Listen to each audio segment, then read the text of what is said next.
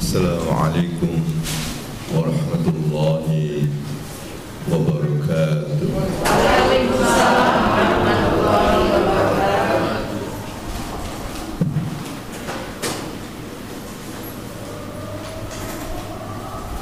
Al-Fatihah.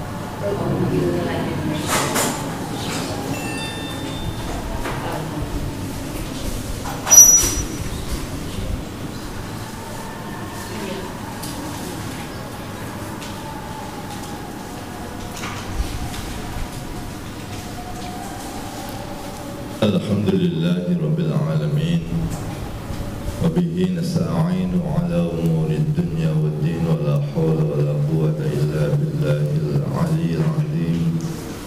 Ashhadu an la ilaha illallah wahdahu la sharika lah, wa ashhadu anna Muhammadan abduhu wa rasuluh. Allahumma salli ala Sayyidina Muhammad wa ala ali Sayyidina Muhammad كما صليت على سيدنا إبراهيم وعلى آل سيدنا إبراهيم وبارك على سيدنا محمد وعلى آل سيدنا محمد كما باركت على سيدنا إبراهيم وعلى آل سيدنا إبراهيم رب اشرح لي صدري ويسر لي أمري wahlul 'uqdatam min lisani yafqahu qawli. Amma ba'd. Yang kami muliakan para alim, para kiai, para sepuh, wabil khusus bapak-bapak, ibu-ibu yang dimuliakan Allah. Alhamdulillah di pagi menjelang siang ini kita semua oleh Allah dipertemukan di sebuah tempat yang insyaallah penuh barokah. Di tempat ini kami oleh Allah diperlihatkan orang-orang yang memiliki komitmen, memiliki semangat, memiliki dedikasi, sekaligus menebar inspirasi bagi siapapun bahwa belajar, mencari ilmu, sekaligus mendedikasikan waktu untuk terus senantiasa bersentuhan dengan ilmu-ilmu Allah. Itu ternyata mendekati ciri yang pernah disampaikan oleh baginda Rasulullah, bahwa orang yang oleh Allah dikehendaki, diproyeksikan untuk menjadi manusia-manusia yang terbaik, kelihatannya, indikatornya, tanda-tandanya itu tersemat dalam bapak-bapak dan ibu-ibu.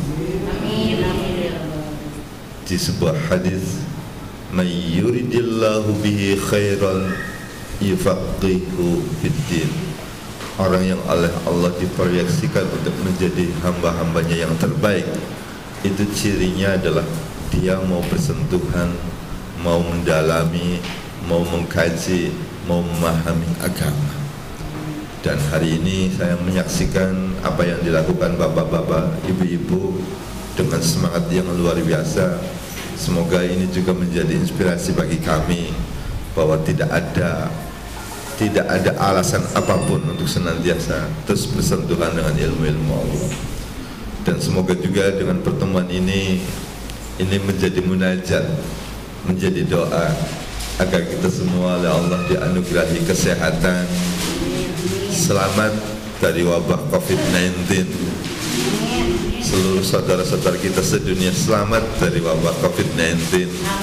Kita juga oleh Allah dianugerahi anak yang soleh dan solihah. Dan yuk kita juga bermunajat kepada Allah agar kita bisa dianugerahi husnul khotimah.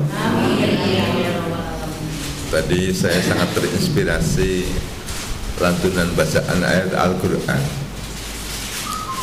Tadi semacam deskripsi tentang prototipe surga ke depan, yang itu tersirat disampaikan di surat Al-Waqi'ah. Betapa indahnya ketika seseorang bisa mencicipi gambaran-gambaran yang ada yang tadi dibacakan, dari mulai ayat ala sururim maudunah. Al-Waqi'ah itu salah satu nama surat yang ada di Al-Quran dari 114 surat. Tetapi di Al-Waqi'ah ada hal yang luar biasa. Apa yang menjadi hal luar biasa?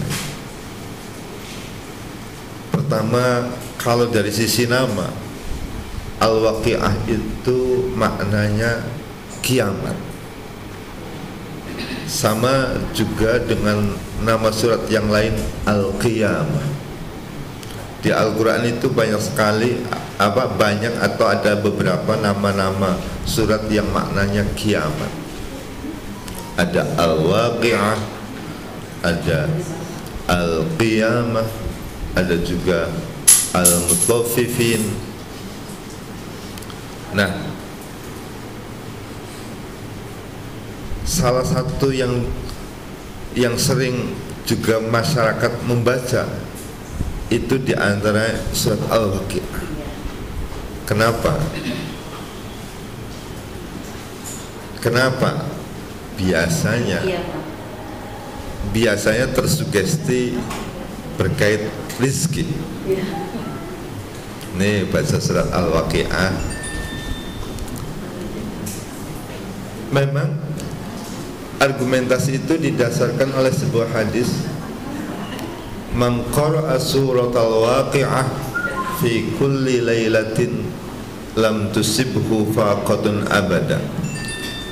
Orang yang setiap malamnya mau menyisihkan waktu untuk membaca surat Al-Waqi'ah, lam tusibhu faqatun abada, maka dia hidupnya tidak akan pernah tertimpa kefakiran selamanya. Banyak orang bertanya, bagaimana Al-Waqi'ah artinya kiamat berkait dengan tadi fadilahnya rizki? Nyambungnya di mana, Sobat? Nah, saya pengen belajarnya dari air. Air ini kalau ditanya apakah baik untuk dikonsumsi, jawabannya baik. Kenapa air ini baik untuk dikonsumsi? Alasannya karena mengandung mineral. Oke? Sepakat? Oke.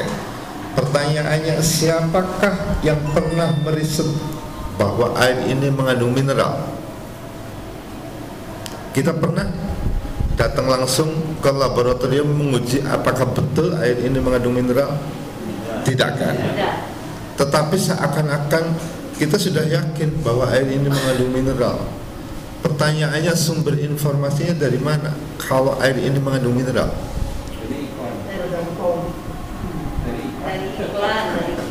Oke. Kita mungkin tidak kenal yang pernah meriset bahwa air ini mengandung mineral. Pertanyaannya, mineralnya dari air ini yang mana, coba? Pasti kalau kasat mata orang akan sangat sulit menentukan yang mana yang mineral. Dan yang bisa mengatakan bahwa air ini mengandung mineral juga tidak semua orang, tetapi hanya orang yang dia memiliki kapasitas untuk menguji, melakukan analisa kandungan-kandungan air ini. Siapa dia? Mungkin pakar gizi, mungkin ahli kimia, tetapi tidak semua orang bisa menguji bahwa air ini mengandung mineral. Oke. Hebatnya kita tidak pernah tahu siapa yang menguji bahwa air ini mengandung mineral, kita percaya. Hebatnya lagi, di laboratorium mana bahwa air ini diuji mengandung mineral, kita juga tidak tahu.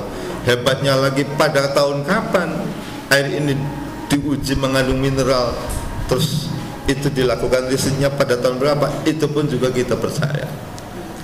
Orang yang nggak kenal kita percaya, nggak tahu sumber informasi validnya dari mana, tapi kita juga percaya. Jadi ternyata umur percaya bukan di sini kan? Ya kalau di sini pasti kita akan bisa bantah, kenal saja sama orangnya, percaya kan? Nggak tahu di lab di mana, kita percaya karena percaya ukurannya di sini. Nah, sekarang ada orang yang dia memiliki kapasitas, yang dia diberikan mandat untuk menerima wahyu Al-Quran itu sendiri. Dan orang itu yang bilang, man qara'a suratal waqi'ah fi kulli lailatin lam tusibhu faqatun abada. Baginda Rasulullah sendiri sebagai orang yang dikasih mandat oleh Allah untuk menerima wahyu yang bilang bahwa surat Waqiah itu, siapa saja yang baca surat Al-Waqiah itu hidupnya tidak akan tertimpa kefakiran. Bukan hidupnya kaya raya ya, tetapi hidupnya tidak akan tertimpa kefakiran selamanya. Nah, dari sekian ayat surat Al-Waqiah itu, yang mana yang mengandung rezekinya? Wallahu a'lam. Tetapi yang mengatakan di atasnya kepakaran, yang mengatakan orang yang setiap perkataannya boleh jadi itu wahyu. Nah, ada hal yang menarik yang tadi dibaca tentang deskripsi gambaran ashabul yamin. Jadi kelak nanti akan ada dua model orang, yang dia menerima amal kitabnya, amalnya itu melalui tangan kanan yang disebut namanya ashabul yamin, dan nanti ada orang yang menerimanya dengan tangan kiri, namanya ashabus shimal. Nah, di salah satu ayat yang tadi dibaca, gambaran di surga kelak itu nanti tergambar namanya ada satu kondisi di mana la yasma'una fiha lagwa wala ta'sima. Jadi kelak di surga itu orang itu tidak akan pernah mendengarkan hal-hal yang lagwan, hal-hal yang senantiasa tidak ada manfaat apa-apa, wala ta'sima, dan juga tidak akan pernah mendengarkan hal-hal yang menjadi implikasi dosa. Kenapa kok salah satunya digambarkan kondisi seperti itu? Ternyata yang menjadikan orang sengsara dan tidak bahagia itu salah satunya adalah karena mendengar. Ingat, karena mendengar. Nih, saya contoh. Ibu, bapak kalau marah di rumah, ibu marah ke bapak, bapak marah ke ibu, itu sadar atau tidak, itu karena dipacu oleh mendengar loh. Contoh aja. Ibu nyuguhin teh sama bapaknya, diminum. Ketika diminum, kata bapaknya, ini teh apa? Masa teh kok rasanya asin? Ibunya nggak terima.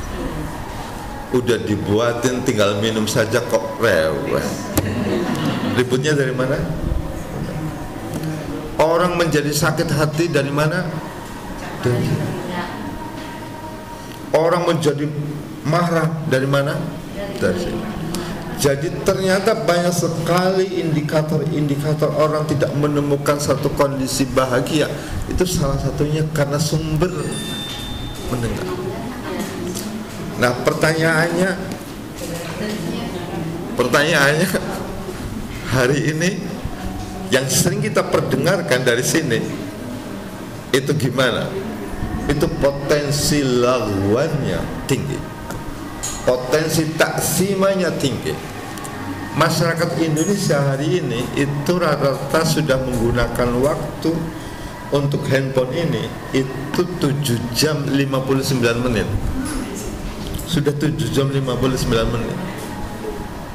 Jadi nanti hisab terbesar yang dihadapi manusia itu bukan lagi sholatnya gimana. Ya sholatnya 5 menit kok. Zakatnya gimana, setahun sekali kok. Tetapi untuk apa saja handphone? Karena boleh jadi dari sini banyak sekali kita mendengar hal-hal yang menjadi lagwan, hal-hal yang menjadikan sesuatu itu tidak berguna apa-apa dan taksim. Kenapa sih? Oke. Telinga itu adalah sensory input pertama yang berfungsi dalam diri manusia. Kalau di Al-Quran punya ayatnya, wallahu akhrajakum min butuni ummahatikum la ta'lamuna syai'a wa ja'ala lakum as-sam. Jadi ketika kita semua oleh Allah dikeluarkan dari perut ibu, itu kondisinya la ta'lamuna syai'a, zero pengetahuan. Baru wa ja'ala lakum as-sama, Allah sematkan pendengaran. Sejak kapankah pendengaran itu berfungsi? Beberapa pakar obstetrik dan ginekologi itu mensinyalir bahwa janin itu sudah bisa mendengar di kandungan ibu pada usia 24 minggu. Makanya kalau ada hadis utlubul ilma minal mahdi ilal lahdi, itu boleh jadi hasil riset itu. Dan belakangan juga ada beberapa riset yang mencoba melakukan studi terhadap ibu-ibu hamil yang diperdengarkan ayat-ayat Al-Quran yang kondisi janinnya dimonitor melalui monitor USG. Bagaimana respon janin ketika diperdengarkan ayat-ayat Al-Quran dan bagaimana janin ketika tidak diperdengarkan ayat-ayat Al-Quran. Dan ternyata hasil risetnya membuktikan berbeda. Janin yang diperdengarkan ayat-ayat Al-Quran dengan janin yang tidak diperdengarkan ayat-ayat Al-Quran. Berarti sensory input manusia pertama berfungsi itu ternyata ini. Dan manusia pelajaran terakhirnya melalui pelajaran pertamanya melalui pendengaran, dan pelajaran terakhirnya juga melalui pendengaran. Apa pelajaran terakhirnya? Diazani. Pelajaran pertamanya diazani, pelajaran terakhirnya juga diazani. Ada apa sih dengan pendengaran? Dan kenapa juga kita oleh Allah dikasih pendengaran itu disematkannya dua, sementara mulut satu? Mulut sekalipun satu, ternyata produksi kata-katanya menurut riset itu untuk ukuran orang dewasa itu sekitar 16.000 kata-kata setiap hari yang kita produksi. Itu laki-laki.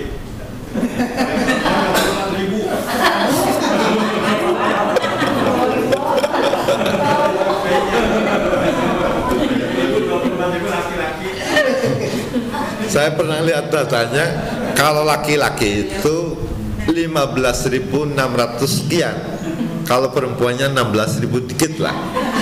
Cuman kalau diakumulasi dibuat rata, laki-laki dan perempuan kurang lebih 16.000.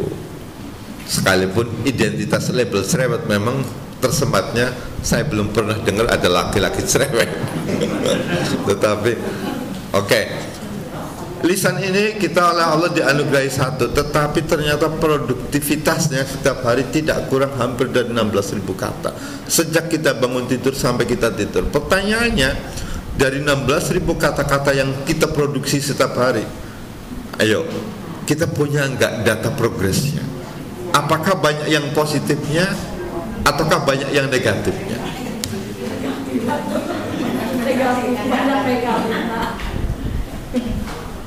Dari 16.000 itu apakah banyak sekali kata-kata yang menebar orang lain menjadi bahagia, atau sebaliknya orang lain menjadi sakit hati? Dari 16.000 apakah juga banyak sekali kata-kata yang menghasilkan ibrah, pelajaran-pelajaran berharga, ataukah justru sebaliknya? Dari 16.000 ini boleh jadi kata-kata yang provokasi, kata-kata yang provokatif. 16.000. Sementara telinga kita oleh Allah disematkan dua. Tetapi jangan salah bahwa banyak orang yang oleh Allah dianugerahi telinga, tetapi telinganya tidak didaya gunakan secara optimal. Lahum qulubun la yafqahuna biha walahum adhanun la yasma'una biha. Kenapa? Orang ternyata menjadi terjerembab jatuh. Itu salah satu faktornya karena dia tidak mau mendengar. Contoh, kalau ada orang bisnis jatuh, bangkrut, itu sebetulnya banyak sekali rahmat Allah, pertolongan Allah yang sudah disampaikan sebelum dia jatuh bangkrut. Tetapi masalahnya dia tidak mau mendengar. Kan kalau bisnis itu tidak langsung dengan besar, coba bertahap dulu. Ya, kamu ngerti apa? Begitu jatuh, baru dia mau membuka lagi untuk mau mendengar. Jadi apapun kondisi dalam kehidupan ini yang orang akhirnya terjerembab, jatuh, gagal, bangkrut, itu sejatinya faktor utamanya salah satunya karena dia tidak mau mendengar. Termasuk orang tidak menemukan bahagia. Saya pengen tahu, ya Allah yang acung tangan, semoga betul-betul ini hamba-hambamu yang soleh. Oke, yang jujur, ya Allah semoga kejujuran ini menjadi wasilah kita bisa menggapai ridho dan maghfirah. Oke, yang menerima saran, kalau ibu tadi dikasih masukan sama bapak, nerima lega. Bapak dikasih masukan sama ibu, nerima lega. Boleh acungkan tangan?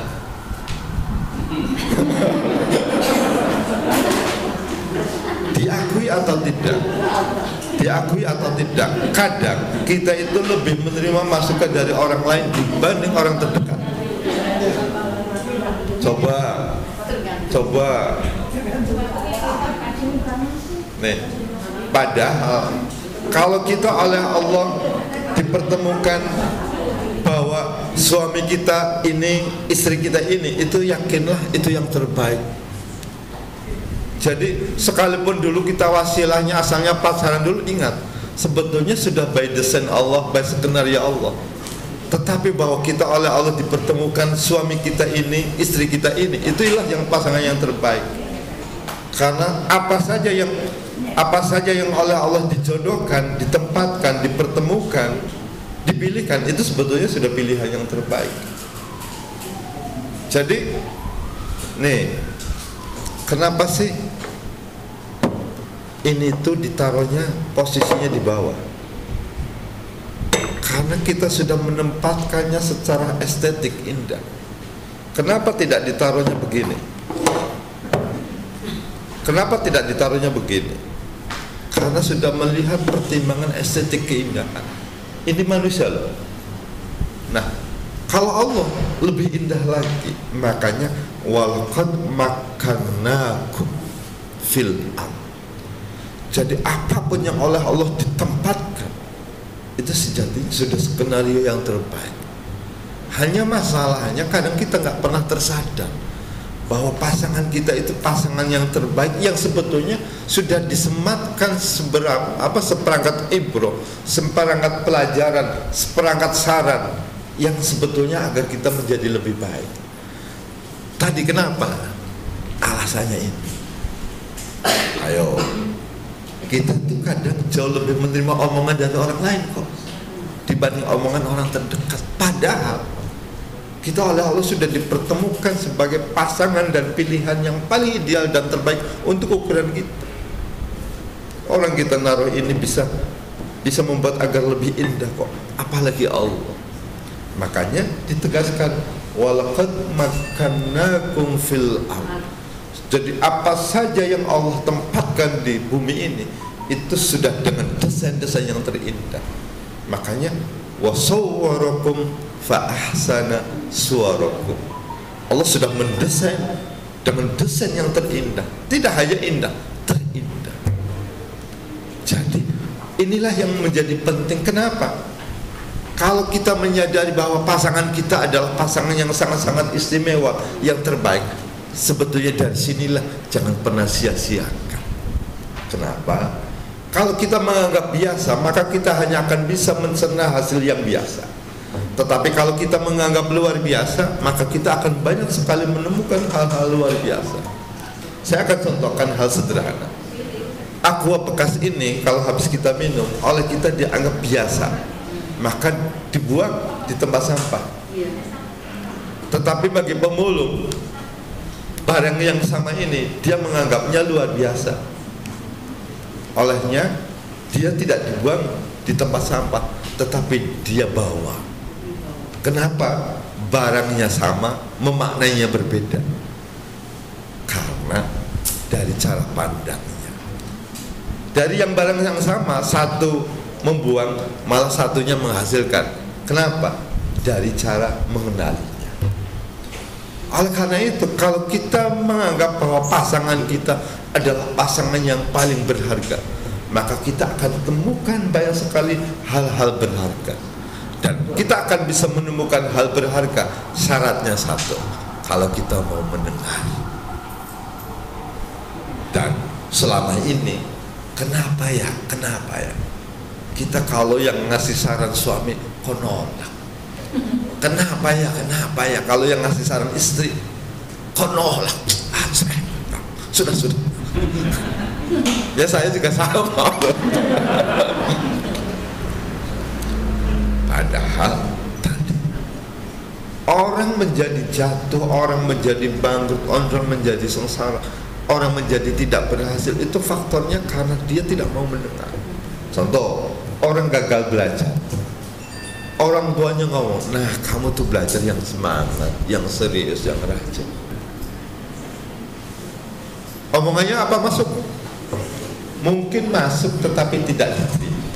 Mungkin didengar tetapi tidak diterima. Gurunya juga ngomong, kamu kemana aja gak masuk sekolahnya. Mungkin masuk tetapi tidak didengar. Mungkin didengar tetapi tidak bisa diserap. Nah, jadi orang kalau jatuh, bangkrut dan lain sebagainya itu karena dia memblocking sensory input bernama pendengarannya. Maka kalau kita ingin menemukan bahagia, syaratnya bukalah telinga kita untuk mendengar. Kenapa Allah sematkan dua? Agar sensory input itu bisa menyerap dari berbagai sumber manapun. Di kiri ada, di kanan ada. Tujuannya tidak satu. Orang jatuh bisnisnya sama. Jadi apa saja yang menjadikan orang pada akhirnya tadi dia tidak menemukan kemuliaan, kebahagiaan dan kesuksesannya karena sebetulnya sederhana, dia tidak mau mendengar. Makanya la yasma'una fiha lagwa wala ta'sima. Pendengaran ini anugerah Allah yang luar biasa, yang itu pertama kali berfungsi. Dengan mendengar banyak sekali orang menjadi tersemangati. Tetapi dengan mendengar betapa juga banyak orang menjadi putus asa. Dengan mendengar orang banyak sekali menjadi terinspirasi.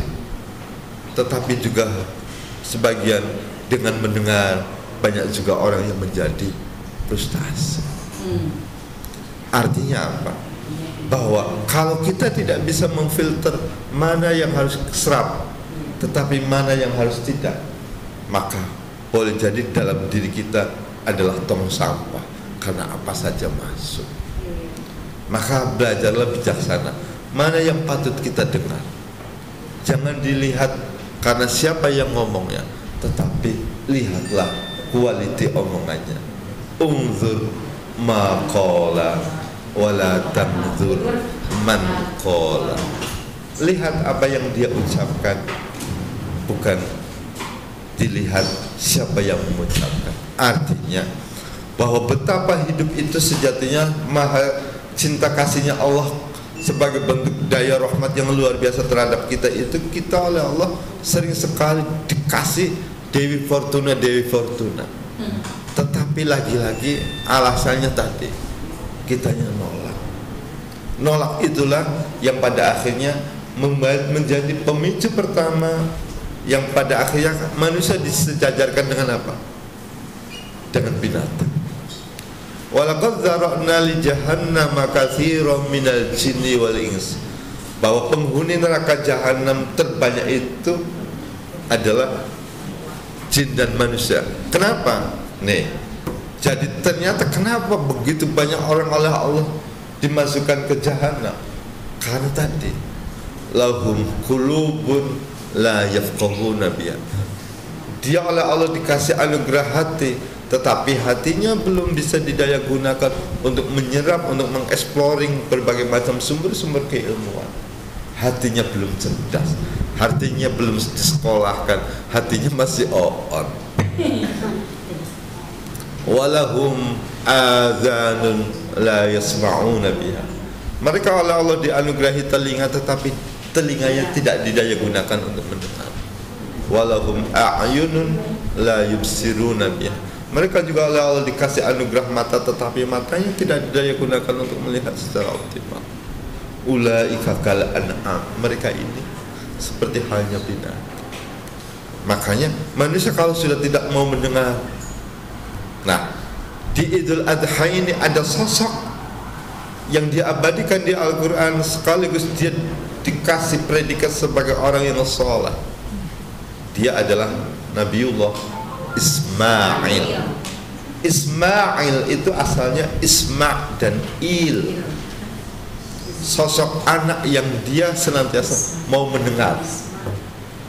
Jadi nama Ibrani itu beberapa nama belakangnya ada Il.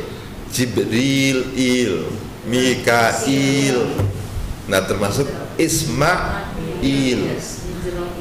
Nah, Izra. Saya nggak sebut tuh karena saya pikir masih jauh gitu. Masih jauh, jadi nggak saya sebut.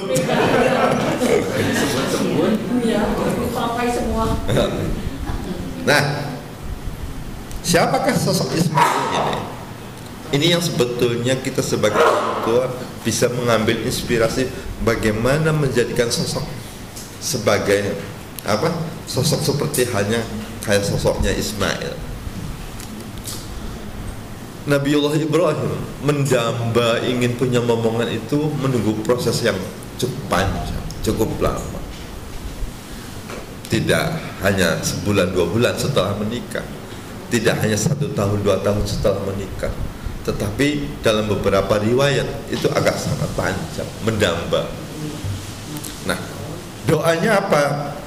Agar Nabiullah Ibrahim itu senantiasa oleh Allah dianugerahi keturunan, dan keturunannya yang berkualitas.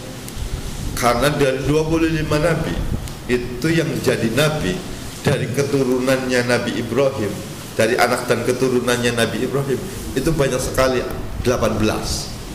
Jadi 60% lebih, 70 mungkin 65% ya. 65% dari 25 nabi itu ternyata anak keturunannya Nabi Ibrahim. Pertanyaannya, rahasianya apa sih Nabi Ibrahim bisa punya keturunan orang-orang hebat yang dia diabadikan dalam Al-Quran? 18 loh. Yang tidak itu 7 saja. Ternyata ada doa pendek yang dipanjatkan oleh Nabiullah Ibrahim agar dianugerahi anak. Doa ini sering juga digunakan sebagai ikhtiar bagi orang yang lama belum punya momongan. Doanya, Rabbi habli minas sholihin. Doanya simpel. Ya Tuhanku, habli, anugerahilah ke aku minas sholihin. Kenapa kok mintanya yang soleh? Kenapa tidak mintanya yang kaya? Kenapa tidak mintanya yang alim? Kenapa tidak mintanya yang berkedudukan tinggi? Simpel saja, soleh. Soleh itu dia sudah bentuk dari aktualisasi karakter. Orang menjadi soleh itu butuh harus dengan ilmu. Tanpa ilmu tidak bisa menjadi soleh. Orang menjadi soleh haruslah terus berlatih. Orang menjadi soleh haruslah di sekelilingnya juga orang-orang yang soleh. Karena manusia itu selalu akan terpengaruh siapa yang dikelilingnya. Maka ada istilah namanya playgroup. Kalau kita ingin kenal siapa kita, sebetulnya nggak harus tanya jauh-jauh.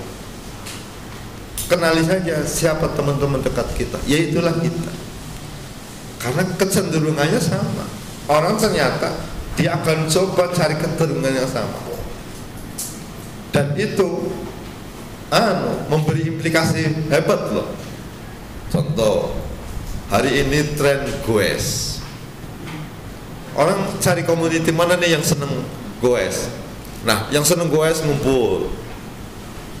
Dari mana yang dipertemukannya? Ya tadi, dari teori playgroup. Yang seneng trail ngumpul trail. Itu dipertemukan dalam konteks apa? Karena playgroup. Dan itu biasanya memiliki pola-pola kesamaan. Pola-pola kesamaan. Nah, orang untuk menjadi soleh, maka penting di sekelilingnya adalah orang-orang yang soleh. Makanya munajatnya Nabiullah Ibrahim itu simpel saja. Rabbi habli minas sholihin. Orang menjadi soleh butuh harus dengan perangkat ilmu. Orang menjadi soleh harus ditunjang oleh faktor milieu, faktor lingkungan. Orang menjadi soleh harus juga dibangun oleh berlatih dan berlatih. Maka salah satu indikator Nabiullah Ibrahim untuk bisa membangun keluarga soleh itu ada ikhtiarnya. Apa ikhtiarnya? Nabiullah Ibrahim menempatkan keluarga kecilnya itu tidak pernah jauh dari Baitul Haram atau dari tempat ibadah. Rabbi inni askantu min dzurriyyati biwadin ghairi dzi zar'in inda baitikal muharram. Ya Tuhanku, sesungguhnya saya meninggalkan keturunanku biwadin, di sebuah lembah ghairi dzi zar'in, yang tidak ada tanamannya, yang tidak ada pohonnya, inda baitikal muharram, di sekeliling Baitul Haram. Jadi Nabiullah Ibrahim berani memilih menempatkan keluarga kecilnya itu ditinggal di lembah, yang lembah itu tandus, yang lembah itu kalau sekarang itu tempat itu potensi ekonominya sedikit, tetapi inda baitikal muharram, tidak jauh dari Baitul Haram. Jadi kalau punya kesempatan beli rumah lagi atau membuat rumah lagi, saran saya gitu loh, anak-anak kita, cucu-cucu kita, arahkan agar rumahnya jangan pernah jauh dari tempat ibadah. Jadi salah satu ikhtiar zahir yang dilakukan oleh sosok Nabiullah Ibrahim sehingga dari keturunannya melahirkan orang-orang yang saleh itu karena tadi hunianya tidak pernah jauh dari Baitul Haram. Nah kalau kita kan Baitul Haram di sana, ya kalau kita berarti analoginya kita jangan jauh-jauh hunian kita dari tempat ibadah, dari masjid. Sekalipun kalau dari sisi perbankan, rumah yang pinggirnya tempat ibadah itu sama kayak rumah yang di pinggirnya kuburan, angka taksiran dari perbankannya tuh nggak apa-apa, itu kan versi bank. Tetapi kalau kita ingin melahirkan dari keluarga kita itu orang-orang yang saleh, maka jangan pernah jauh dari lingkungan-lingkungan itu. Makanya salah satu ikhtiar bagaimana agar bisa melahirkan keluarga-keluarga yang saleh itu ya di samping mendidik iya, tetapi juga membangun habit lingkungan di mana kita terus termotivasi untuk semangat. Saya akan contohkan. Mungkin kalau di sini kita agak jarang, mungkin boleh jadi belum pernah lah berangkat jamaah subuh jam 2 malam. Ada? Saya jamin nggak ada. Tetapi kita bisa banyak saksikan ketika kita haji atau umroh. Kenapa jam 2 subuh? Bahkan sebelum itu kita siap sudah berangkat ke Masjidil Haram. Orangnya sama loh, hanya beda tempat saja. Karena miliunya, karena lingkungannya. Jadi lingkungan itu ternyata menjadi sumber energi besar bagi konstruk karakter orang. Maka kalau kita menghendaki anak-anak kita senantiasa anak-anak yang mau mendengar, coba juga anak kita dibiasakan untuk mendengar azan. Nih, saya akan contoh. Ibu kalau nelpon bapak, telepon pertama nggak diangkat.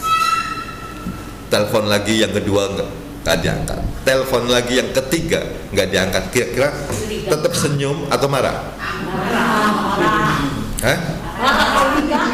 Marah. Nah, kita itu di telepon, di miss call sehari itu 5 kali. Apakah juga kita tergegas seperti halnya begitu kayak telepon masuk terus ketika azan kita kan berkali-kali tuh, sehari 5 kali melebihi minum obat kok. Minum obat aja 3 kali. Azan 5 kali. Tetapi apakah juga dengan azan itu kita menjadi terpacu, antusiasnya, semangatnya kayak kita ketika ada telepon? Nah, salah satu agar anak kita mau mendengar, menjadi pendengar yang baik, senantiasa anak yang terus dia mau mendengar dengan ketulusan, cobalah biasakanlah mendengar azan. Kenapa? Karena azan itu chip pertama yang disematkan ke kita, dan itu juga chip terakhir yang akan disematkan ke kita. Jadi bahwa kita itu persenyawaannya isinya azan. Dan ada apa di azan? Nih redaksinya lagi. Hayya 'alas sholat. Yo. Ayo sholat. Ini sebuah redaksi yang menawarkan satu progresivitas. Jangan diam. Ayo, try. Tetapi luar biasa lagi. Setelah itu, hayya 'alal falah. Mari menunaikan sholat. Mari menuju kemenangan. Kenapa menang? Falah. Falah itu satu redaksi yang digunakan, yang itu juga yang bermakna, yang maksudnya kemenangan atau kesuksesan, yang itu lebih permanen. Jadi kalau najah di dalam bahasa Arab, kalau sukses itu sering disebut dengan istilah najah. Nah, kalau najah, penggunaan redaksinya najah, itu suksesnya temporari, suksesnya terbatas waktunya. Tetapi kalau falah itu suksesnya permanen. Makanya kenapa penggunaan redaksinya falah? Contoh di ayat Al-Quran, qad aflahal mu'minun. Atau di surat Al-Baqarah awal tuh ada apa? Setelah alif lam mim dzalikal kitabul raiba fi hudal lil muttaqin, terus alladzina yu'minuna bil ghaibi wa yuqimuna sholata wa mimma razaqnahum yunfiqun, terus walladzina yu'minuna bima unzila ilaika wa ma unzila min qablik wa bil akhirati hum yuqinun ulaika ala min rabbihim wa ulaika humul muflihun. Al-Quran menggunakan redaksinya falah. Kalau itu disebut namanya isim fa'il, muflihun, orang-orangnya. Nah, kenapa kok menggunakan redaksinya falah? Dalam istilah gramatikal Arab, falah itu suksesnya permanen. Ini menggambarkan bahwa siapa saja yang menunaikan sholat itu ditawarkan suksesnya permanen. Permanennya baik di dunia ataupun di akhirat. Tetapi kalau penggunaannya najah, maka itu artinya suksesnya temporary, terbatas waktunya. Ada masa expirednya, ada masa habis waktunya, kadaluarsanya. Nah, di azan itu redaksinya luar biasa. Hayya 'alas shalah. Itu yang asalnya kita diam, ayo bangun, bergerak. Artinya satu progresivitas. Redaksi berikutnya, hayya 'alal falah. Ayo, mari menuju kemenangan. Kenapa bahasanya menang? Menang itu mencerminkan dua sisi, ya sukses ya bahagia. Saya akan contohkan. Kalau ada perlombaan bola, terus dia jadi pemenang, itu berarti menandakan dia sukses plus dia bahagia. Maka euforia kebahagiaannya biasanya luar biasa. Nah, jadi sholat itu adalah formulasi yang efektif yang bisa menghantarkan seseorang untuk bisa mewujudkan kesuksesan dan kebahagiaan. Maka di situ disebut namanya falah. Dari mana mengukur bahwa sholat itu rumus menuju kesuksesan? Dari mana? Oke. Saya hari ini jualan aqua, besok jualan jeruk, besoknya lagi jualan tisu, besoknya lagi jualan masker, besoknya lagi jualan handphone, besoknya lagi jualan nasi, besoknya lagi jualan kerupuk. Kira-kira mungkinkah saya jadi pengusaha sukses? Enggak. Kenapa? Sudah dedikasinya loh, tiap hari nggak mau nganggur jualan. Hanya masalahnya ganti-ganti aja. Iya, ganti-ganti. Mungkin nggak saya akan jadi pengusaha sukses? Potensinya kecil. Mungkin. Kenapa? Karena nggak fokus. Nah, pelajaran apa yang mengajarkan kefokusan tingkat tinggi? Sholat. Itu yang disebut namanya khusyuk. Coba begitu Allahu Akbar, ada miss call, masa bodoh. Istri manggil-manggil, masa bodoh. Ditawarin makan, masa bodoh. Sudah dilepas semua aktivitas. Ada enggak kegiatan lain selain sholat yang mengajarkan kefokusan tingkat tinggi? Tidak. Tidak ada. Satu saja, kalau kita bisa nyerna ilmu khusyuk, diterapkan dalam aplikasi kehidupan, jaminan sukses. Satu saja, belum yang lain. Satu saja. Maka hayya 'alal shalah, hayya 'alal falah. Nah, mungkin gak ketika kita diworo-woro dipanggil di miss call sehari itu 5 kali terus kita sigap? Nah, yang menjadikan yang sigap itulah yang harus dibangun agar menjadi isma, orang yang senantiasa intent untuk mendengar. Karena bisa mendengar itu ternyata rumus di mana kita akan menemukan bahagia, mulia, sukses. Tetapi orang yang tidak mau mendengar itu ternyata juga menjadi pemicu utama pada akhirnya orang menemukan hidup sengsara, orang menemukan hidup jatuh, bangkrut dan lain sebagainya. Oleh karena itu, la yasma'una fiha lagwa wala ta'si. Yuk biasakan bahwa yang boleh kita serap dalam diri kita adalah yang baik-baik. Yuk biasakan yang boleh masuk dan di saving dalam memori kita haruslah yang baik-baik. Kalau kita ingin ingin senantiasa agar file yang ada itu senantiasa isinya file-file yang baik, maka jangan biasakan kita menyimpan, menyaving file-file yang buruk. Kenapa? Orang itu historicalnya itu sama kayak di handphone loh. Hal yang paling sering dilakukan itu yang nampak di atas. Jadi kalau kita buka Google, apa yang paling sering kita panggil, yaitu yang historinya paling di atas. Dan apa yang paling kuat di pikiran kita, itulah yang paling sering kita panggil. Nah, kalau kita sering mendengar hal-hal yang tidak baik, maka, kenapa di Al-Quran, kenapa juga kita diarahkan atau dianjurkan untuk tidak ghibah? Kenapa? Ghibah itu asalnya bisik-bisik tetangga. Ghibah itu kan bukan karena lihat kan, karena dengar. Ayo kenapa? Yang seneng rumpi boleh dengan tangan. Nih, saya akan contohkan kenapa ghibah itu akhirnya merontokkan amal. Saya akan contohkan.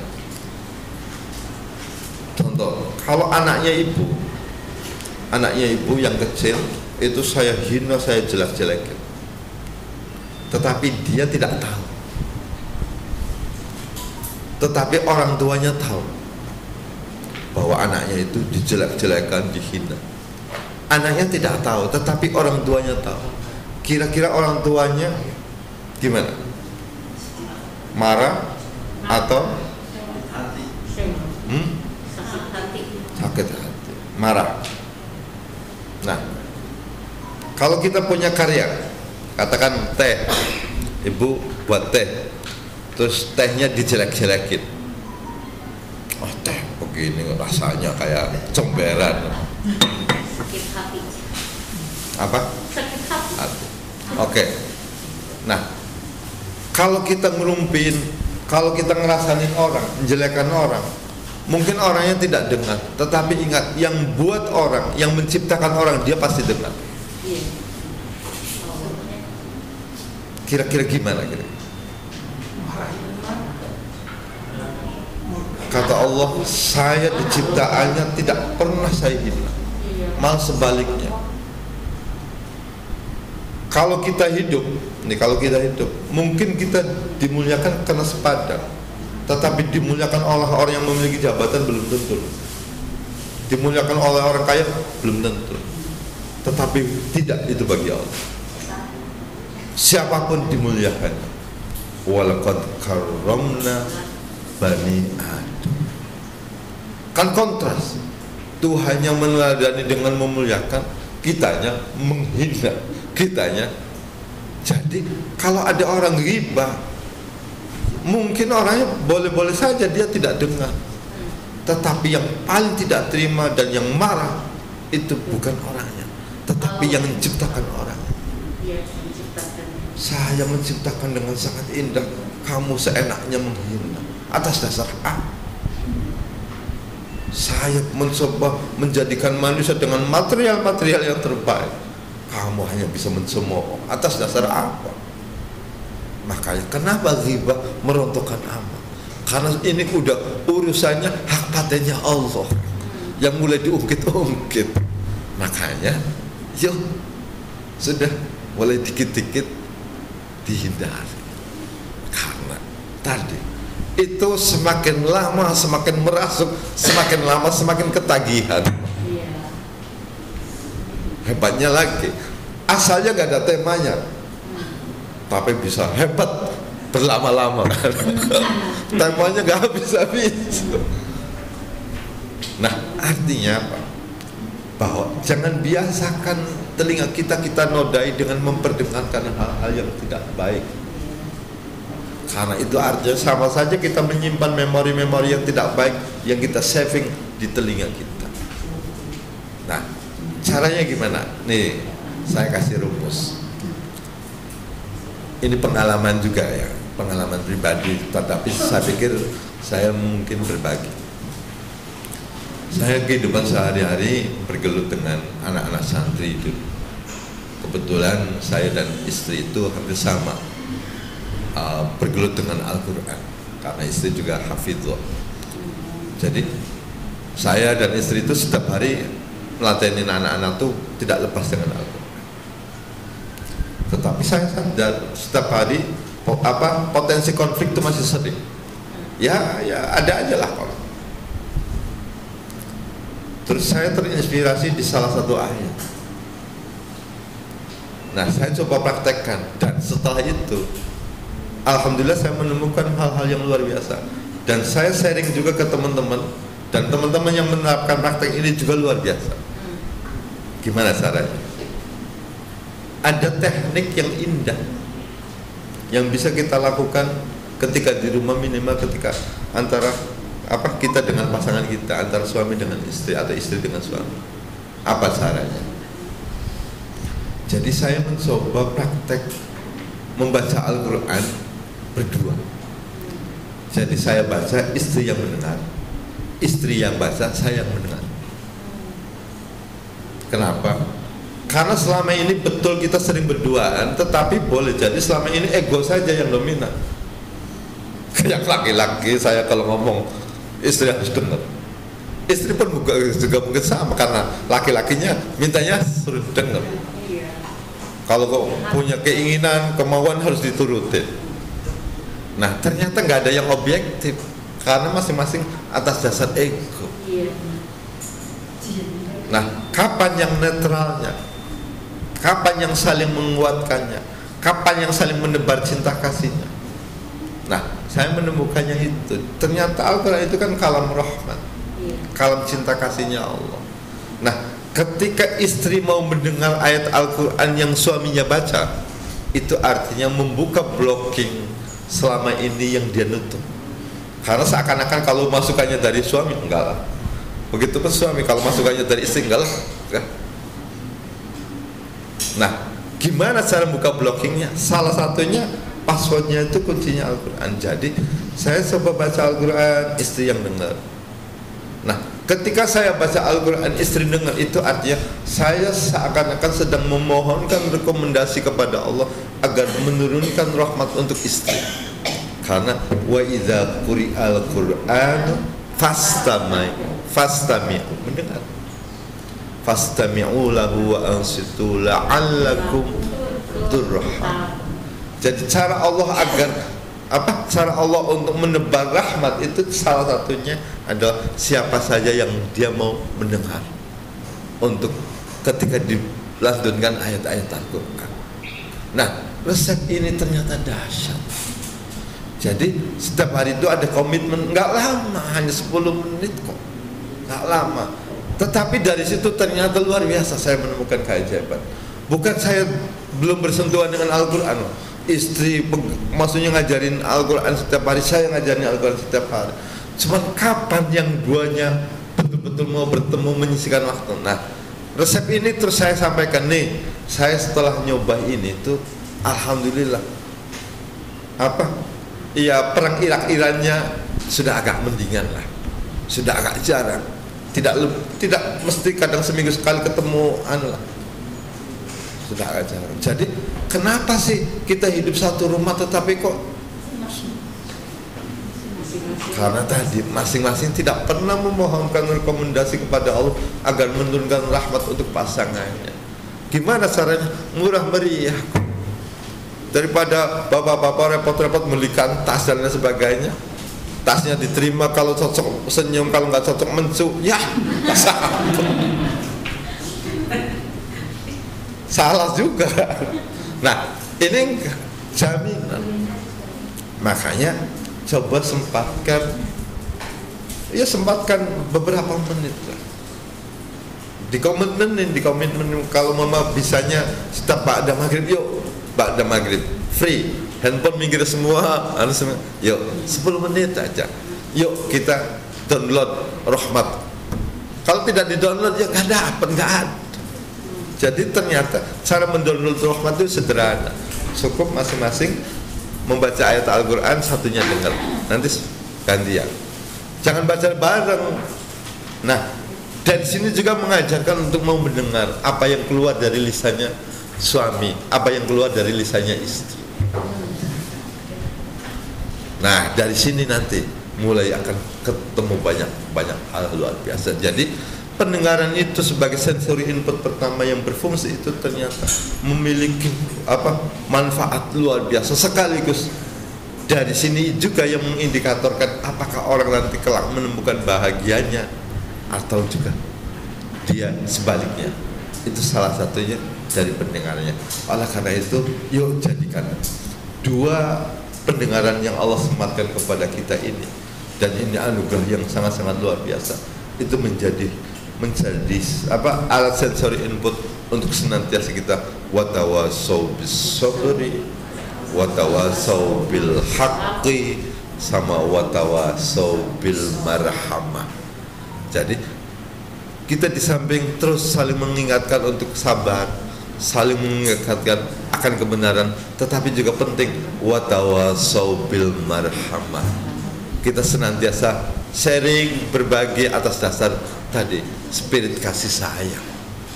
Jadi yang sudah ya sudah, bahwa tadi gambaran kehidupan nanti di surga bagi ashabul yamin itu salah satunya adalah la yasma'una fiha lagwaw wala ta'sim. Itu saja yang dapat kami sampaikan. Mangga barangkali kita bisa sharing, bisa ada sesuatu yang bisa disampaikan.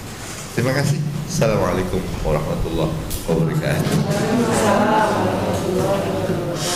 Assalamualaikum warahmatullahi wabarakatuh. Waalaikumsalam. Nampaknya memang kaget sekali, kena betul ke saya sendiri pribadinya. Karena begini, kadang-kadang begini, kita mau menerima itu campur tangannya setan atau iblis atau bisikin yang lebih parah dari yang kita untuk filter ya. Contoh begini, saya latar belakang yang berbeda. Istri saya memang satu sisi status berapanya lebih tinggi dari saya karena dia dosen, terus juga dokternya udah S3. Itu kadang-kadang setan lebih sering menggoda dia ketimbang saya, perasaan saya. Karena begini, setiap dia ngomong saya dengar karena saya menghindari konflik. Pernah saya bantah, tapi akhirnya memang saya sadari benar juga omongan itu kan di kemudian hari di saat itu saya tetap berhasil untuk motor. Setelah saya perbaiki diri saya dengan sedikitnya untuk belajar seperti ini, saya mulai turun. Tapi sang istri ini nggak turun-turun karena setannya masih tetap. Nah, bagaimana yang bicara mengatasinya? Apa mengurangi bisikan setan yang untuk kita menerima? Cara mengurangi itu memfilternya gitu. Saya itu Assalamualaikum warahmatullahi wabarakatuh. Belakang mungkin masih ada.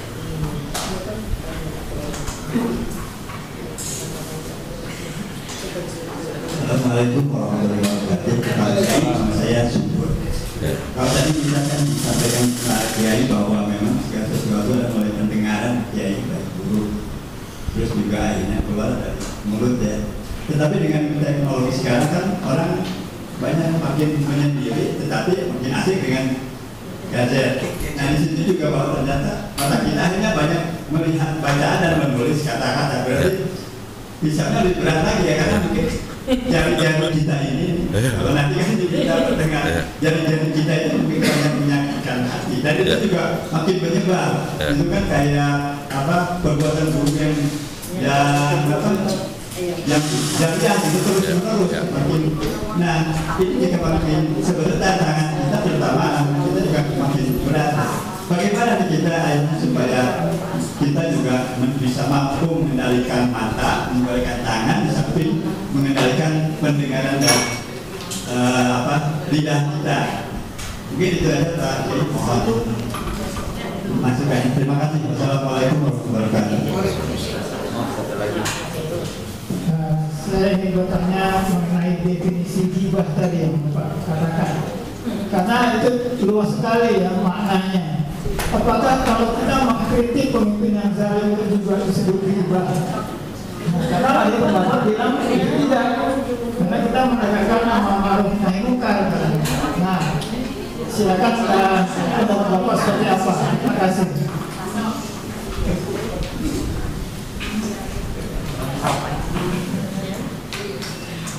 Yang tidak penting yang dulu ya dari bapak-bapak nanti dilanjutkan oleh nanti. Mohon pakai ini. Ya. Ya, terima kasih. Ada satu kisah yang hari ini sering diangkat, kisah tentang seorang pasangan yang banyak menjadikan orang geleng-geleng. Wanitanya sangat cantik, luar biasa, terpelajar luar biasa, sementara suaminya berbalik. Jadi baina sama wasumber istilahnya. Wanitanya luar biasa mempesonanya, sementara laki-lakinya. Nah, suatu saat kedua pasangan ini itu begitu kelihatan mesra luar biasa. Ada seorang syekh lewat, tercengang melihat, kok selalu ngomong kok wanitanya mau-maunya gitu. Kok mau-maunya. Akhirnya saking tercengang apa perempuan ini, karena mungkin sering kalau melihat dia pasti orang sering, wahai Syekh, apakah Syekh sedang memikirkan tentang kami berdua? Seakan-akan tahu kan? Iya. Apa yang bisa kami sampaikan informasinya barangkali berkenan bagi Syekh? Iya, saya heran. Kenapa Anda begitu begitu mesranya, sementara laki-laki Anda ya katakanlah di bawah standar sekali. Apa jawabannya? Kata perempuan ini, saya mendapatkan suami ini itu ternyata menjadikan saya untuk belajar sabar. Tetapi suami saya mendapatkan saya, dia belajar syukur. Kilahuma fil jannah. Sabar dan syukur kedua-duanya di surga. Jadi gini maksud saya, kalau kita mengukur grid sama, itu yang tidak akan pernah ketemu. Tetapi sebetulnya kita harus merubah cara pandang. Contoh, kalau kita sebagai suami ngasih saran istri, istri nolak, bahkan istri balik bentak, sebetulnya sudah kita belajar untuk tadi tidak menyematkan harapan lebih kepada makhluk, tetapi sudah kita belajar menyerap tadi, menaruh harapan lebihnya kepada yang di atas. Bahwa kita betul sudah dipertemukan, betul sudah dipertemukan, sudah dipasangkan, tetapi sebetulnya kita nggak punya daya apa-apa loh. Dari mana itu? Kita bisa melihat bagaimana sosok Nabiullah Nuh, Nabi. Bagaimana istrinya? Lut, bagaimana istrinya? Nabi loh. Artinya kita itu tidak jaminan suami istri itu dua-duanya, tetapi masing-masing spiritnya meneladani kebajikan. Jadi sudah kita sampaikan yang baik, kita teladani, menerima syukur, tidak menerima nggak apa-apa. Nah, kita belajarnya kalau bisa tadi daya imunitinya. Kalau kita nerima lega, tidak nerima juga jangan sakit hati. Nah, kalau tidak nerima kita masih sakit hati, itu artinya kita masih baperan. Masih baperan. Nah, saran saya bangun imunitinya, karena hidup itu sebetulnya Allah, apapun yang kita hadapi, pasti pelajaran sabar itu pasti akan kita temukan kok. Mau di rumah, mau di pekerjaan, mau di bisnis, mau di manapun. Bedanya tadi ada orang merasa ketemu sabarnya harus dengan istrinya. Ada. Di tempat lain nggak seberapa. Ada yang ketemu sabarnya harus dengan karyawannya, di rumah tidak. Ada yang ketemu kesabarnya dengan relasi bisnisnya, di rumah tidak. Jadi ada semua. Kenapa? Karena Allah ingin bagi-bagi cintanya. Karena cinta itu hanya akan diberikan kepada hamba-hambanya yang mau sabar. Makanya Wallahu yuhibbus sabirin. Jadi kenapa? Ternyata sabar itu menjadi sesuatu yang sangat fundamental. Nah, ini yang sebetulnya selagi kita terus menaruh harapan lebih, maka kecewa itu selalu ada. Selagi kita menaruh harapan lebih, maka sakit hati itu selalu ada. Gimana kan ikhtiarnya? Ikhtiarnya doakan. Jadi ikhtiar kita di samping mengedukasi, ya betul, di samping meneladani, ya betul, tetapi juga jangan lupa doakan. Karena siapakah orang yang mau mendoakan pasangannya, mau mendoakan anak keturunannya, itu ternyata dia adalah kategorisasinya ibadur rahman. Jadi siapakah ibadur rahman itu? Salah satunya adalah walladzina yaquluna rabbana hablana. Jadi cirinya ibadur rahman, orang-orang yang terkasih, orang-orang yang selalu oleh Allah ditebari cinta kasihnya Allah, itu cirinya adalah walladzina yaquluna rabbana hablana min azwajina. Ada doa, ada munajat agar oleh Allah dianugerahi tadi min azwajina, istrinya, wa dzurriyyatina, anak keturunannya. Jadi boleh jadi kita sering ngomongin, bahkan mungkin lebih dari ngomong serewet, tetapi kadang kita lupa doa. Nah makanya sudah, yuk teladani, yuk arahkan, yuk doakan. Sudah. Wa ufawwidu amri ilallah. Pasca itu kita pasrahkan, sehingga nanti tidak tersemat tadi marah, sakit hati, Karena siapa yang rugi? Kita. Siapa yang rugi? Kita. Orang sakit hati itu sama kayak dia mulai menusukkan duri dalam hatinya. Semakin lama sakit hatinya semakin dalam. Makanya rumus bahagia itu ternyata sederhana, mau memaafkan. Jadi hidup itu kalau ingin bahagia, rumusnya pertama harus mau memaafkan dulu. Jadi kalau hari ini kok gak bahagia, saya jamin karena banyak sekali memori-memori yang dia simpan dan itu sakit hati. Pilihannya, kok tega-teganya hatinya diisinya yang sakit-sakit. Siapa yang merasakan kita sendiri kok. Oh, belum tentu dia yang mikirin kita. Makanya di ayat Al-Quran, fabima rahmatin minallahi lintalahum. Karena sebab tadi rahmatnya Allah lintalahum, Nabi Muhammad berlaku lemah lembut kepada kaum kafir Quraisy. Walau kunta faddan ghalidal qalbi lang faddu min hawlik. Jikalau Nabi itu bersikap keras hati, lang faddu min hawlik, maka justru akan bubar, akan lari dari sekelilingmu. Apa yang dilakukan oleh baginda Rasulullah? Fa'fu anhum. Al-Quran justru menginstruksikan atau menyuruh agar Rasulullah memaafkan. Pertanyaannya, siapa yang buat kesalahan? Bukan baginda Rasulullah. Jadi kalau hari ini maafkan, saya nggak salah kok, maafkan apanya? Bukan. Bahwa memaafkan itu ternyata harus menjadi formulasi yang pertama. Fa'fu anhum. Baru setelah itu wastaghfir lahum. Baru meminta maaf. Jadi kalau memaafkan itu artinya kita mengeluarkan sesuatu yang sakit, yang tidak enak, yang dikeluarkan semua dari tubuh kita. Lepas. Baru wastaghfir lahum. Baru kita meminta maaf. Jadi saran saya kan, sudah, cara pandangnya saja yang dirubah. Karena ya saya nggak tahu juga kapan ibunya mau dengar. Jadi sudah, bahwa kita sebagai suami neladani, ngarahkan, bimbing, sudah. Dan itu tidak akan pernah sia-sia. Tidak akan pernah sia-sia. Nah, yang penting saran saya satu lagi, kalau kita ingin agar masuk ke hati, maka dibangunnya oleh frekuensinya dari hati pula. Nih, saya kartunya XL, itu hanya akan bisa nerima kalau dipantulkan dari pemancarnya XL.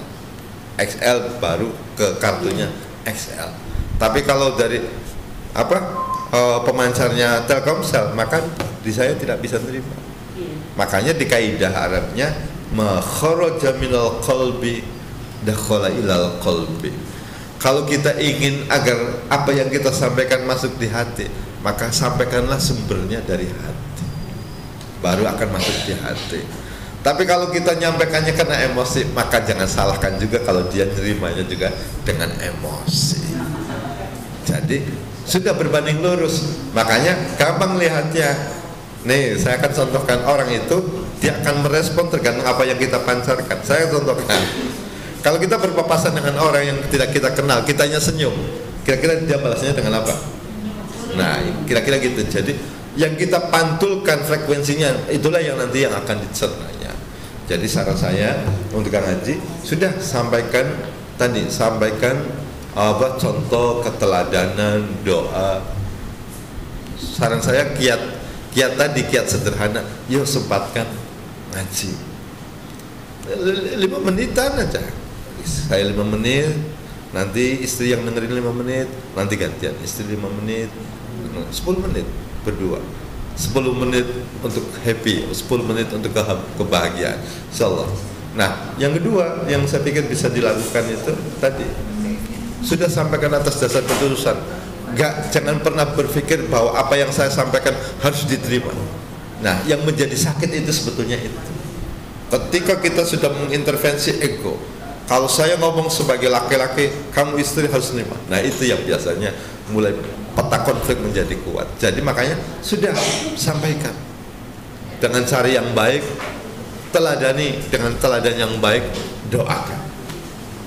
Rumus kehidupan itu sebetulnya itu, bisanya rame terus, ribet terus.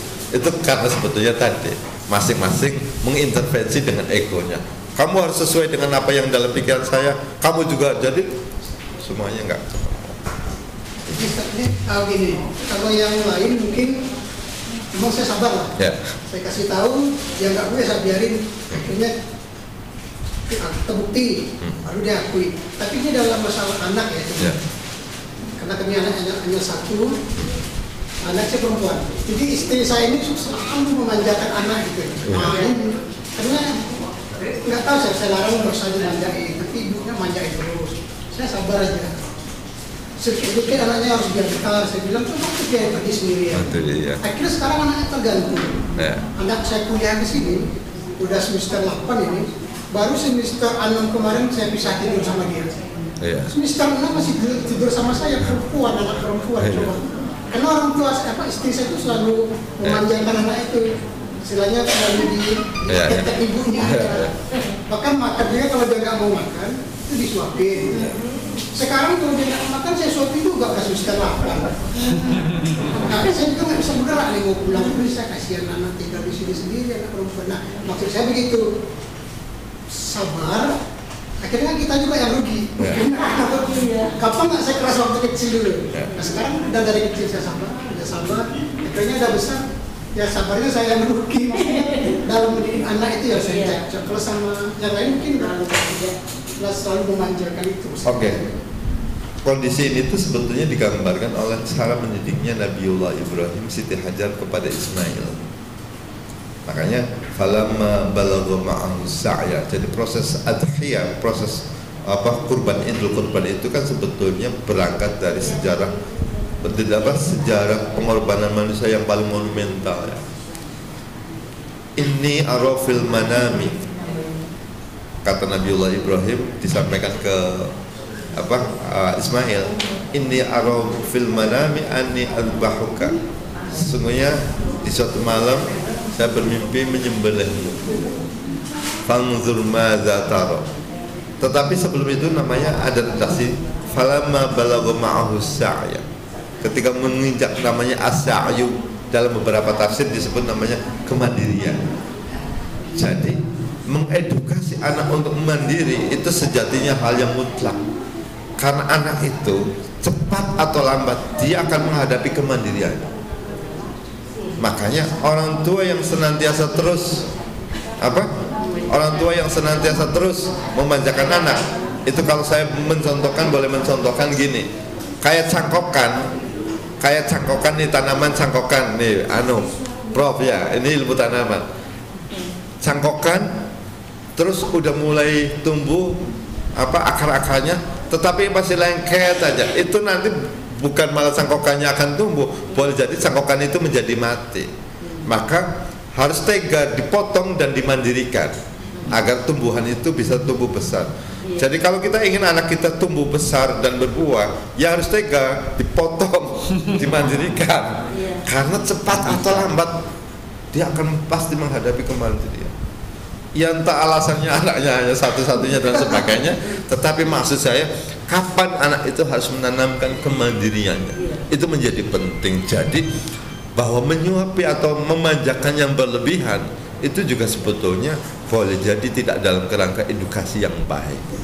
Maka ada orang bilang gini, sudah masih mending rewel sekarang ke anak biar dia ketemu tertawa, daripada dia tertawa sekarang nanti dia menangis kelak. Jadi nggak apa-apa.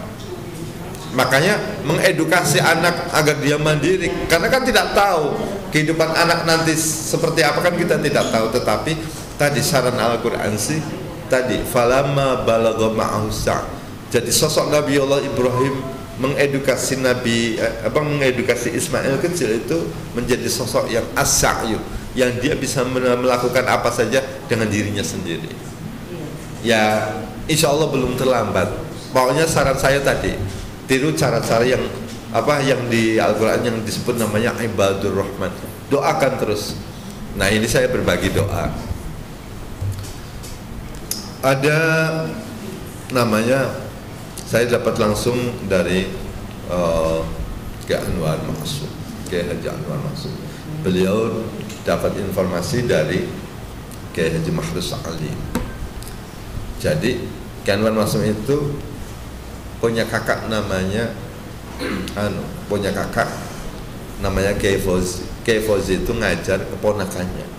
Cuman keponakannya itu kalau diajar luar biasa bebelnya, sampai-sampai ekstrim tuh gini. Kalau di bahasa Cirebon tuh namanya riak. Riak tuh lendir yang dari sini tuh. Terus di wajahnya saking susahnya jadi kos apa. Nah, ribut kan. Orang saya kecerdasannya segini ini kok. Kecerdasannya segini-gini ini kok. Nah, akhirnya suatu saat ada Ki Mahrus ceritanya, Pak. Ya sudah, mana ibunya. Nanti habis maghrib bacakan Al-Fatihah 11 kali. Habis subuh bacakan 11 kali. Untuk anak-anak.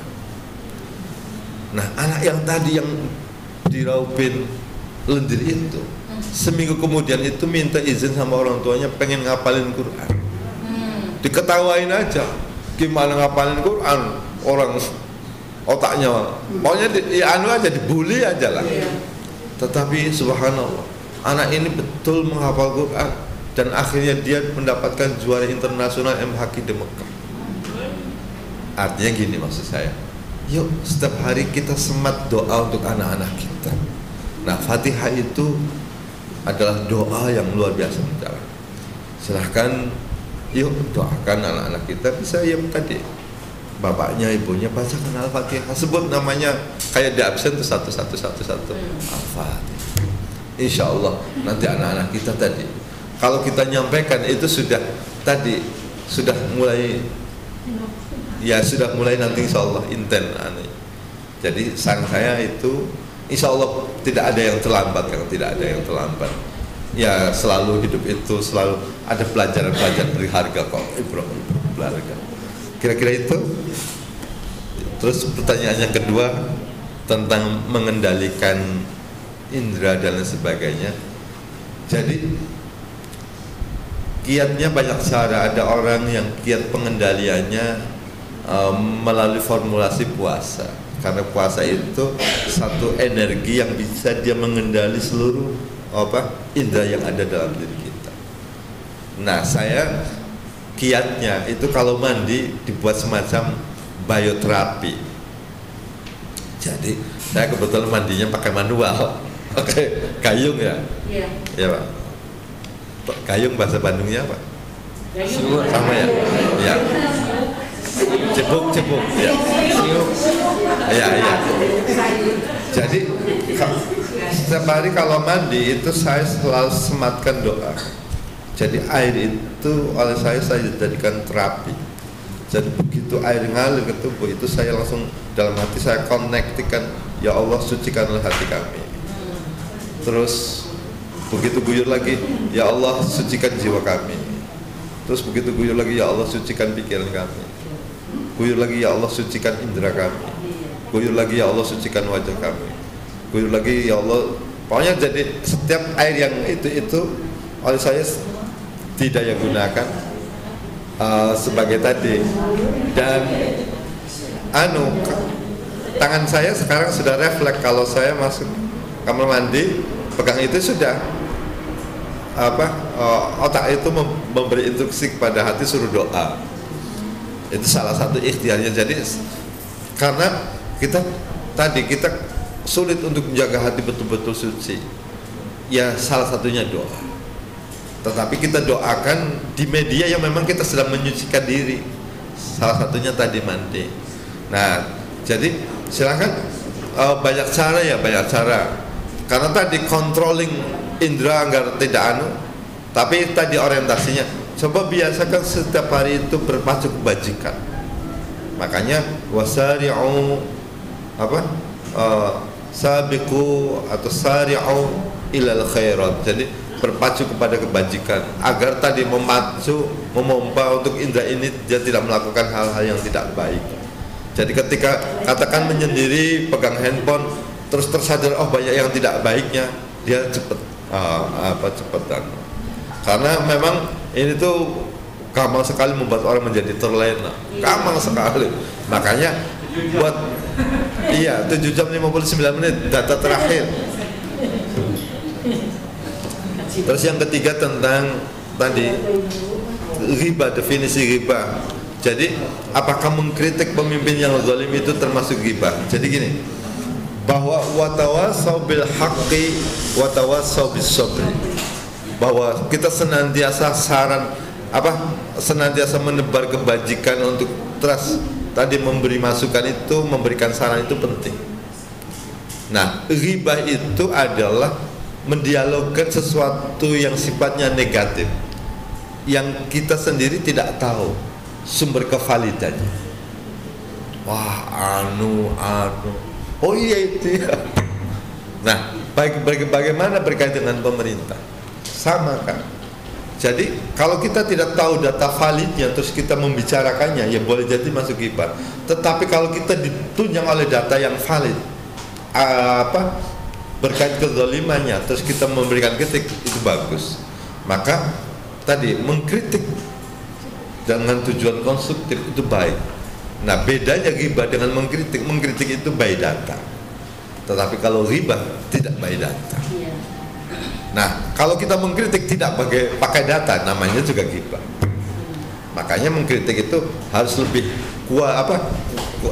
harus lebih quality. Jadi kalau mengkritik kok nggak pakai data, ya namanya riba juga. Orang nggak pakai data kok, apanya yang dikritik kan? Pasti ngawur kan? Nah, makanya bedanya mengkritik dengan riba. Kalau riba dia tidak ditunjang dengan argumentasi data. Nah, kalau riba kalau mengkritik harus ditunjang dengan argumentasi data, dan saling mengingatkan itu menjadi penting. Makanya ada watawasau bil haqqi, ada watawasau bis sabri, ada watawasau bil marhamah. Jadi saran saya, nah, pilihan cara. Kalau ada cara yang bagus, gunakan cara yang bagus.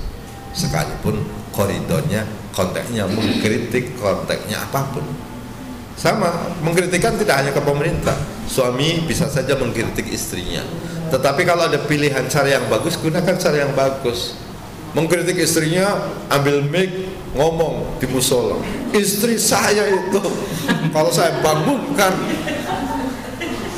ngeritiknya bagus, tetapi caranya tidak bagus. Makanya di Al-Quran, wajadilhum billati hiya ahsan, atau wal mau'izatil hasanah. Jadi tetap harus gunakan cara-cara yang bagus. Karena sekalipun niatannya bagus, kalau caranya tidak bagus, nanti malah ramai.